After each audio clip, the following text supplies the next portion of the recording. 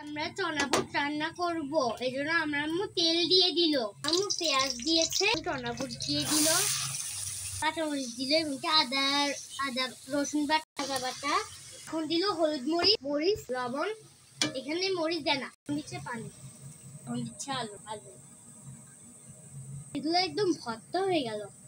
এখন লাড়া দিচ্ছে, এগুলো ভর্তা কেন করলো? আগের মতোই তেল পেঁয়াজ। ইন্টারেস্টিং বিষয় যে আবারও কেন এগুলো দিচ্ছে, দিল আবার লবণ, কতবার লবণ দেবে, মরিচ হলুদ দিয়েছিল কিছুক্ষণ, 1 কাপ পানি। গাইস, আপনাদেরকে একটা জিনিসের সাথে পরিচয় করিয়ে দিই, এগুলোর নাম কি বলুন তো? এগুলো খেতেও খুবই মজা এবং কি এগুলো খেলে শরীরে শক্তিও হয়।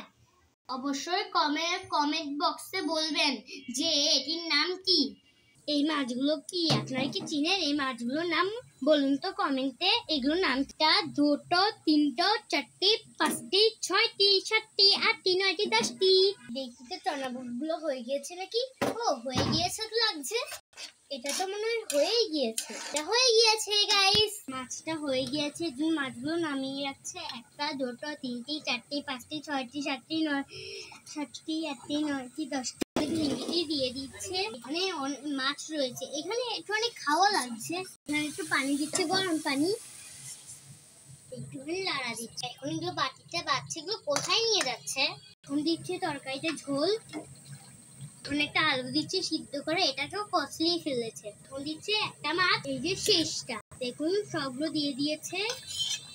একটু ঝোল নিল কেন? আচ্ছা, উপর দিয়ে দিল মাছে আর ভেন্ডি পাতলা ঝোল হলো আমাদের এই তরকারিটা, এবং কি এটা হয়ে গেছে।